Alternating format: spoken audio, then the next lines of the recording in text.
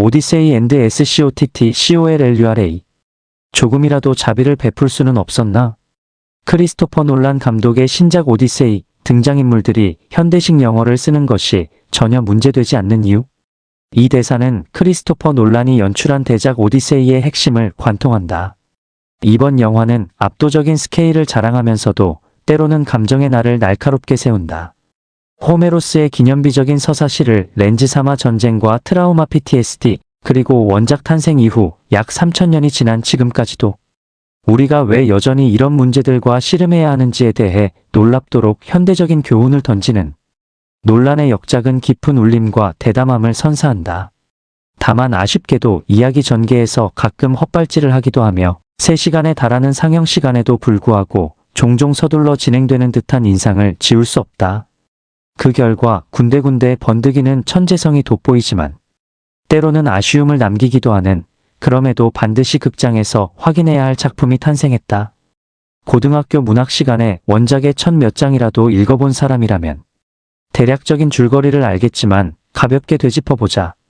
맷 데이먼이 연기하는 오디세우스는 왕이자 전사, 남편이자 아버지로서 고향인 이타카 섬을 떠나 20년 가까이 실종된 상태다.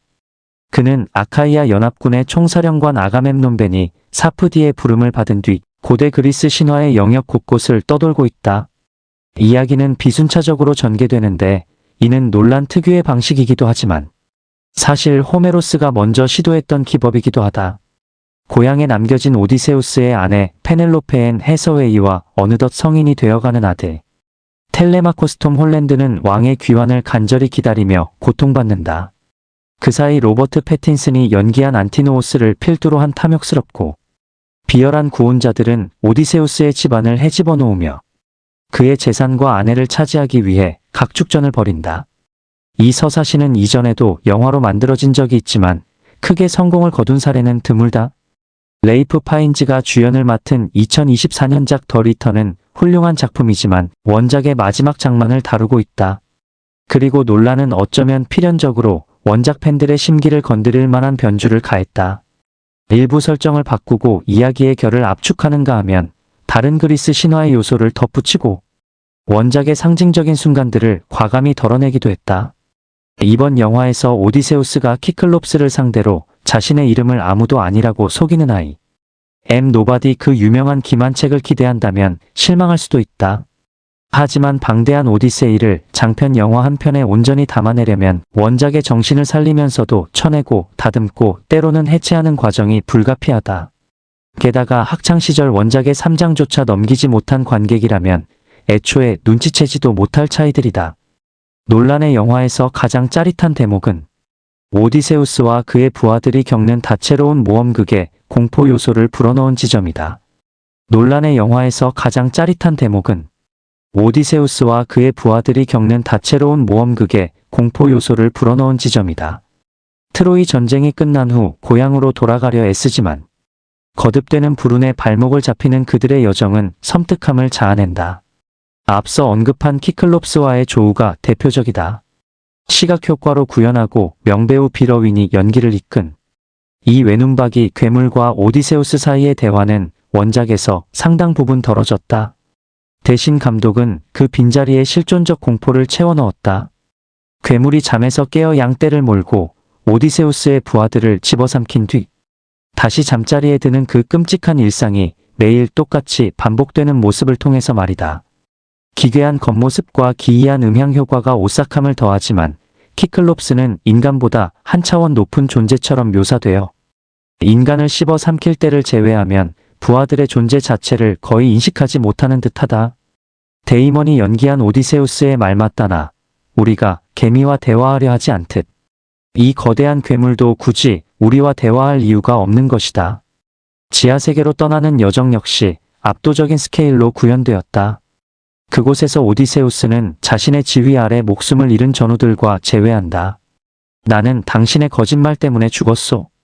엘리엇 페이지가 연기한 망령 신혼이 뱉는 대사다. 팬들의 추측과 달리 그는 이번 작품에서 아킬레우스 역을 맡지 않았다. 오디세우스의 딜레마는 바로 여기서 시작된다. 지난 20년 동안 그의 계략 때문에 희생된 이가 과연 얼마나 된단 말인가? 또 다른 인상적이면서도 끔찍한 순간은 사만다. 모턴이 연기한 마녀 키르케가 오디세우스의 부하들을 돼지로 변이시키는 장면이다. 혐오감을 자아내는 마법의 스튜 만찬이 끝난 뒤 그녀는 맨손으로 부하들의 형상을 주무르고 비틀며 마치 릭 베이커의 특수 분장을 연상시키는 기괴한 모습으로 빚어낸다.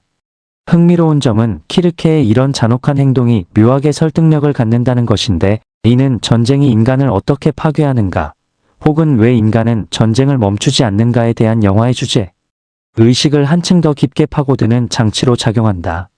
하지만 호메로스의 서사를 재해석하며 아름다움과 추악함, 그리고 창의성을 두루 보여주었음에도 불구하고 바로 이 지점이 논란이 선보인 오디세우스 서사의 핵심적인 맹점으로 작용하기도 한다. 맷 데이먼은 자신이 고안한 트로이의 목마로 아가멤논에게 승리를 안겼지만 깊은 내면의 갈등을 겪는 영웅을 묘사한다. 하지만 그 승리의 대가는 무엇이었나? 전쟁이 끝난 후 그는 바다에서 길을 잃었듯 감정적으로도 철저히 표류한다. 이러한 설정의 문제는 오디세우스가 서사 초반부터 이미 이런 심리적 한계에 부딪혔음에도 불구하고 그를 이 지경으로 몰아넣은 똑같은 실수를 계속해서 반복한다는 데 있다. 마치 뼈저린 깨달음을 얻고도 아무런 교훈을 얻지 못한 것처럼 말이다. 데이먼은 오디세우스 역을 무난하게 소화해내지만 고전 서사 속 이 캐릭터가 지닌 특유의 장난기 넘치고 교활한 기질은 다소 밋밋하게 다가온다. 그리스 신화에서 오디세우스는 징집을 피하려고 미친 척을 하는 등 메시에메이스H의 클린거 같은 꼼수를 썼다. 하지만 이 영화에서 그는 너무나도 성실하고 고결하게 아가멤논의 부름에 응한다. 역설적이게도 이번 작품에서 징집을 피하려 했던 이는 다름 아닌 패틴슨의 안티노오스다. 배트맨 시리즈로도 친숙한 패틴슨은 메인 빌런에 가까운 역할을 맡아 분투하지만 구혼자 무리는 그저 나쁜 짓을 일삼는 단순한 악당으로 묘사될 뿐이다. 오디세우스가 그들의 아버지와 할아버지, 형들을 강제로 전쟁터에 끌고 가 죽게 만들고서 자신만 홀로 살아 돌아왔다는 식의 구혼자들에게 부여할 수 있는 원작의 입체적인 해석이 논란의 렌즈에서는 제대로 다뤄지지 않아 아쉬움이 남는다. 톰 홀랜드가 연기한 텔레마코스 역시 지켜보기 답답한 캐릭터다. 집안을 장악한 악당들에게 아무런 대응도 하지 못하는 자신의 무기력함에 스스로 좌절하기 때문이다. 홀랜드는 이 딜레마를 돌파할 명확한 해답을 찾지 못하며 마침내 구혼자 무리를 응징하는 카타르시스 넘치는 최후의 전투가 벌어질 때조차 텔레마코스의 활약상은 미미하다. 반면 앤 해서웨이는 묵묵히 배틀을 짜며 살아서 돌아올지조차 불투명한 데다 막상 돌아온다 해도 알아볼 수 있을지 확신할 수 없는 남편을 기다리는 페넬로페를 완벽하게 소화해냈다. 논란이 새롭게 창작한 전쟁 전 회상 장면을 비롯해 데이먼과 호흡을 맞춘 대목들은 눈부시며 집안을 쑥대밭으로 만든 침입자들과 맞설 때 보여주는 매서운 분노도 일품이다. 크리스토퍼 놀란의 영화답게 캐스팅은 쟁쟁한 스타들과 얼굴만 봐도 알 법한 배우들로 꽉 차 있다. 비록 상당수에게 충분한 분량이 주어지지는 않았지만 말이다. 존 번탈은 메넬라오스 역을 맡아 그 특유의 에너지를 뿜어내고 루피타 뇽오는 트로이의 헬레네로 짧게 등장함에도 이 수수께끼 같은 인물에 전례 없는 깊이를 더한다. 그녀는 아가멤논의 아내이자 헬레네의 쌍둥이 자매인 클리타임네스트라 역도 1인 2역으로 소화했다. 베니 사프디가 연기한 아가멤논은 얼굴이 온전히 드러나지 않지만 그 압도적인 존재감은 부하들조차 두려움에 떨게 만든다. 히메시 파텔은 오디세우스에게 의문을 제기하는 부관 에우리로코스 역으로 극의 입체감을 살리며 미아 고스는 페넬로페의 하녀 멜란토 역을 맡아 짧은 등장에도 특유의 강렬한 인상을 남긴다. 그리고 충실한 돼지치기여. 존 레귀자모는 오디세우스의 충직한 하인이자 문학사상 최고의 노견 아르고스를 돌보는 에우마이오스 역을 맡아 웃음과 뭉클함을 동시에 선사한다. 영화에 자주 언급되지만 원작처럼 직접적인 모습을 드러내지 않는 신들의 존재도 흥미롭다.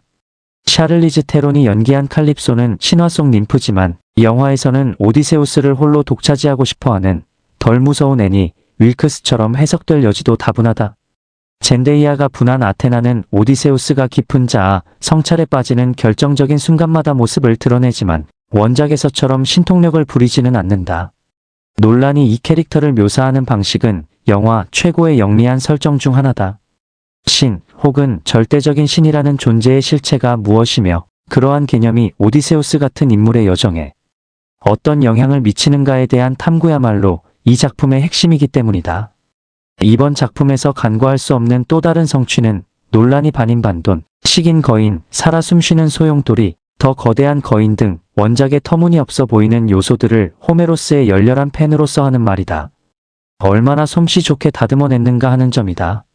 그는 이 기상천외한 설정들을 최소한 흥미롭고 설득력 있게, 나아가 섬뜩한 공포로 승화시켰다. 개봉 전부터 화제를 모은 아이맥스 70 제작은 그 자체로 대단한 위협이며 데이먼의 영웅이 사나운 폭풍우 속에서 자신의 배가 산산조각 나는 것을 무력하게 지켜봐야 하는 순간은 극장에서 경험할 수 있는 가장 압도적이고 원초적인 쾌감을 안겨준다. 물론 영화의 모든 요소가 완벽하게 맞물리는 것은 아니다. 환대의 미덕을 강조하는 제우스의 율법이 쇠퇴하고 바다에서 온 정체불명의 침략자들이 문명 자체를 서서히 무너뜨리고 있다는 반복적인 설정은 크게 와닿지 않는다.